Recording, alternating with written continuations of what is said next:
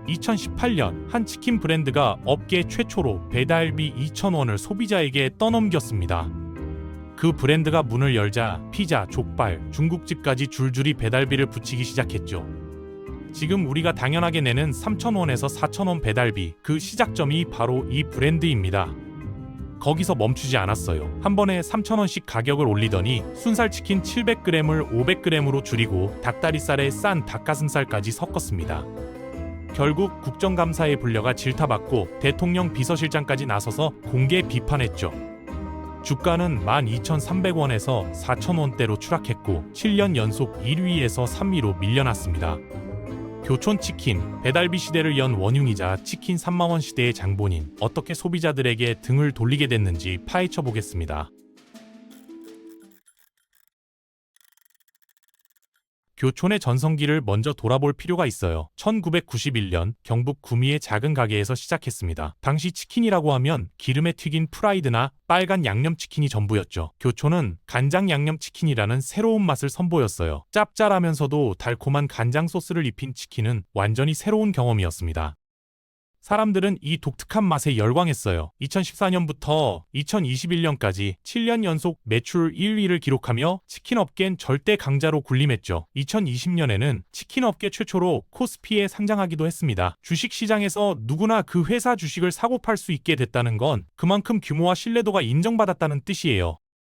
당시 교촌 주식을 사려는 사람이 너무 많아서 경쟁률이 1300대 2를 넘었어요. 주식 하나를 사기 위해 1300명이 경쟁했다는 말입니다. 승승장구하던 시절이었죠. 하지만 몰락의 씨앗은 이미 뿌려지고 있었어요. 2018년 교촌은 프랜차이즈 업계 최초로 배달비 2,000원을 소비자에게 부과했습니다. 지금이야 배달비가 당연하지만 당시만 해도 치킨 시키면 배달비 없이 오는 게 상식이었거든요. 교촌은 가맹점 수익을 보호하겠다는 명분을 내세웠지만 소비자들의 반발은 거셌어요. 문제는 그 다음이었습니다. 교촌이 먼저 길을 터주자 다른 치킨 브랜드들도 하나둘 배달비를 도입하기 시작했어요. 치킨뿐만 아니었죠. 피자, 족발, 중국집까지 모든 배달 음식에 배달비가 붙었습니다. 지금 우리가 당연하게 내는 3,000원에서 4,000원의 배달비는 이때 시작된 거예요. 소비자들 사이에서 교촌은 배달비 시대를 연 원흉이라는 인식이 자리 잡기 시작했습니다. 한번 생긴 이미지는 쉽게 바뀌지 않아요. 업계 1위라는 자리는 교촌에게 자신감을 줬지만 그 자신감은 곧 오만으로 바뀌었죠. 소비자들이 불만을 표해도 어차피 맛있으니까 다시 사 먹겠지라는 생각이 깔려 있었던 겁니다. 배달비는 시작에 불과했어요. 교촌은 2021년과 2023년에 연이어 가격을 올렸습니다. 특히 2023년 4월의 인상은 소비자들에게 큰 충격을 줬어요. 주요 메뉴 가격을 한 번에 3,000원이나 올린 겁니다. 2만 원 하던 치킨이 2만 3,000원이 됐으니 한 끼 식사비가 훌쩍 뛰어버린 셈이죠. 배달비까지 더하면 치킨 한 마리에 거의 3만 원을 내야 하는 시대가 열린 거예요. 다른 브랜드들도 가격을 올리긴 했습니다. 하지만 교촌처럼 한 번에 이렇게 큰 폭으로 올린 곳은 없었어요.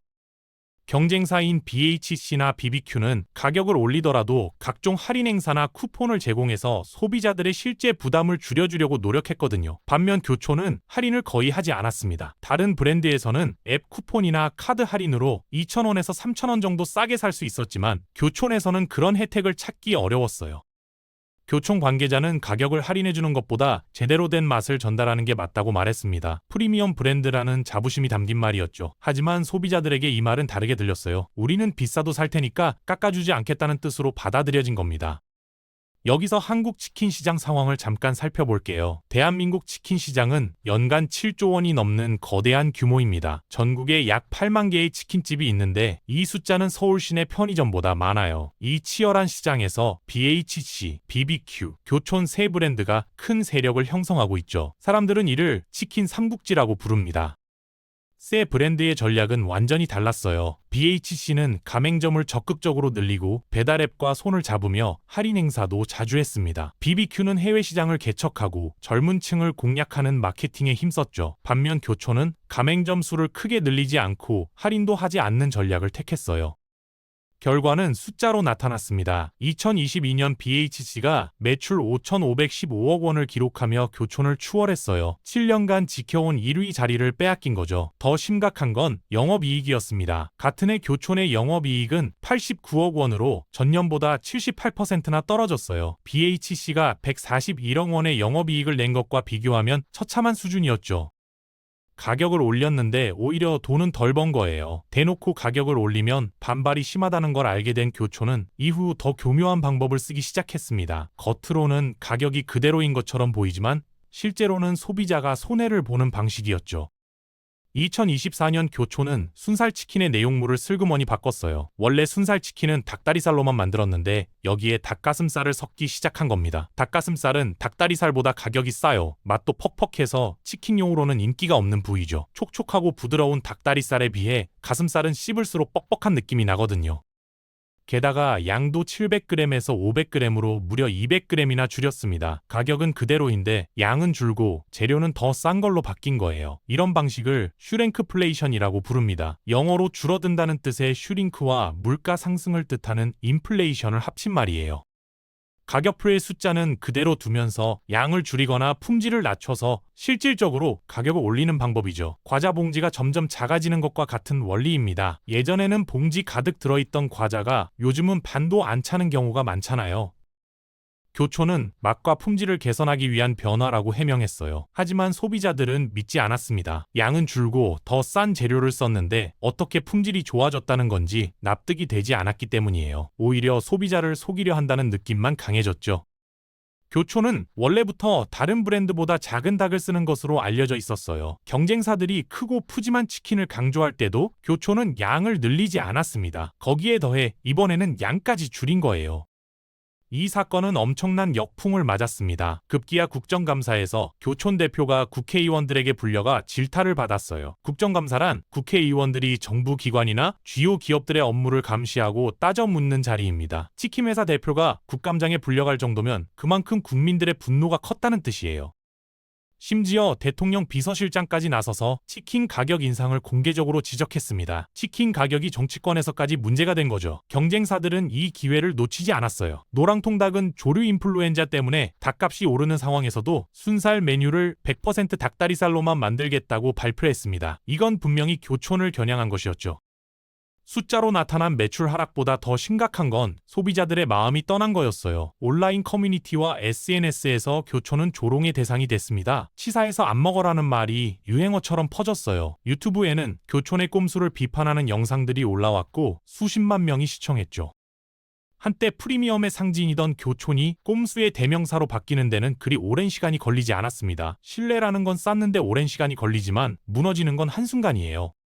교촌은 2018년 배달비 유료화로 시작해서 2023년 급격한 가격 인상, 2024년 양 줄이기까지 여러 차례에 걸쳐 소비자들의 신뢰를 조금씩 갉아먹었습니다. 각각의 결정에는 그럴듯한 이유가 있었어요. 배달비는 가맹점 수익 보호를 위해서, 가격 인상은 원자재 가격 상승 때문에, 양 축소는 메뉴 통일을 위해서라고 했죠.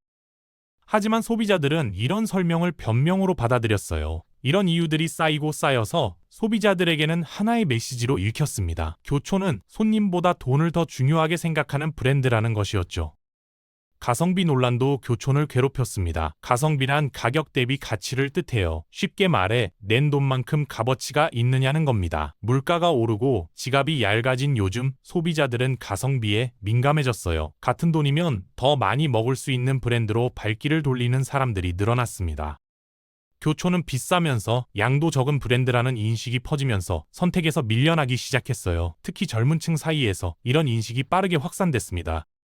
주가도 이런 분위기를 반영했어요. 2020년 상장할 때 교촌이 처음 정한 주식 가격은 12,300원이었습니다. 이를 공모가라고 부르죠. 회사가 주식시장에 처음 나올 때 정하는 기준 가격이에요. 그런데 2025년 현재 교촌 주가는 4,000원대에 머물러 있습니다. 처음 가격의 3분의 1 수준으로 떨어진 거예요. 당시 1300대 1의 경쟁률을 뚫고 교촌 주식을 산 사람들은 회사가 성장할 거라고 믿었습니다. 하지만 그 믿음은 배신당했어요. 교촌은 상장해서 모은 돈으로 새로운 도전을 하지 않았습니다. 해외 진출도 2007년 미국 뉴욕에 첫 매장을 낸 이후 18년이 지난 지금까지 84개 매장에 머물러 있어요. 소비자의 신뢰만 잃은 게 아니라 투자자의 신뢰까지 잃어버린 거죠. 교촌의 끊임없는 가격 인상과 꼼수는 가맹점주들에게도 큰 영향을 미쳤습니다. 본사가 소비자들에게 욕을 먹으면 그 피해는 고스란히 일선 매장을 운영하는 사장님들에게 돌아가거든요. 간판에 교촌이라고 적혀 있으니 손님들의 불만은 가맹점주들이 직접 듣게 됩니다. 소비자들이 교촌을 외면하기 시작하면서 가맹점 매출도 줄어들었어요. 하지만 가맹점주들이 내야 하는 비용은 그대로였습니다. 우선 본사에 내는 로열티가 있었어요. 로열티란 브랜드 사용료입니다. 교촌이라는 간판을 달고 장사하는 대가로 매달 일정 금액을 본사에 내야 해요. 매출이 줄어도 이 비용은 변하지 않습니다. 여기에 배달앱 수수료 부담까지 더해졌어요. 2020년 이후 배달이 민족과 쿠팡이츠가 배달을 장악하면서 대부분의 치킨 가맹점에서 배달앱을 통한 매출이 전체의 70% 이상을 차지하게 됐습니다. 문제는 배달앱을 통해 치킨을 팔면 수수료를 내야 한다는 점이에요. 23,000원짜리 치킨 한 마리를 팔면 배달비와 각종 수수료로 7,000원 이상이 빠져나갑니다. 거의 30%에 가까운 금액이죠. 여기서 재료비, 임대료, 직원 월급, 전기세, 가스비, 로열티까지 빼고 나면 사장님 손에 남는 돈은 정말 얼마 안 돼요. 치킨 한 마리 팔아서 남는 게 몇천 원도 안 되는 경우가 많습니다. 가맹점들은 이중의 압박을 받게 됐어요. 본사의 가격 정책 때문에 손님은 줄어드는데 본사에 내는 돈과 배달앱에 내는 수수료는 그대로이니 남는 것이 없는 상황이 된 거죠. 교촌 본사는 가맹점을 보호한다고 말해왔습니다. 새로운 매장을 함부로 늘리지 않아서 기존 가맹점의 상권을 지켜준다는 것이었어요. 하지만 정작 가격 정책으로 소비자들이 떠나가는 건 막지 못했습니다. 더 심각한 건 교촌 브랜드 자체의 가치가 떨어지고 있다는 점이에요. 지금 당장은 상권이 보호되더라도 브랜드 이미지가 나빠지면 5년, 10년 뒤에는 장사가 더 어려워질 수 있습니다. 소비자들의 분노가 폭발하고 여론이 악화되자 교촌은 결국 손을 들었어요. 2024년 10월 교촌은 순살 메뉴의 중량과 재료를 원래대로 되돌리겠다고 발표했습니다. 500근은 다시 700g이 됐고 닭가슴살 혼합도 취소됐어요. 100% 닭다리살로 돌아간 거죠. 국정감사에서 질타를 받은 지 한 달도 안 돼서 나온 결정이었습니다. 교촌 측은 고객들의 질책을 겸허히 받아들인다며 앞으로 소통하는 기업이 되겠다고 했어요. 하지만 이 발표가 진정한 반성의 결과인지는 의문이에요. 교촌은 고객과 소통이 부족했다고 말했지만 진짜 문제는 소통이 아니었습니다. 처음부터 양을 줄이고 재료를 바꾸겠다는 결정 자체가 잘못된 거였어요. 아무리 소통을 잘했다고 해도 그 결정이 옳아지는 건 아니거든요. 더 황당한 일이 뒤따랐어요. 중량을 원래대로 돌려놓자마자 이번에는 배달앱 가격을 올린 겁니다. 2025년 서울 지역 교촌 매장들이 배달 2민족과 쿠팡이츠에서 순살 메뉴 가격을 2,000원씩 인상했어요. 매장에서 직접 사가는 가격은 그대로인데 배달앱으로 주문하면 더 비싼 거죠. 가맹점주들은 원자재 가격 상승과 배달 수수료 부담 때문이라고 설명했습니다. 하지만 소비자들에게 이건 또 다른 꼼수로 보였어요. 한쪽에서는 양을 늘려주는 척하면서 다른 쪽에서 가격을 올린 것처럼 느껴졌기 때문이에요. 왼손으로 주고 오른손으로 뺏는 격이었죠.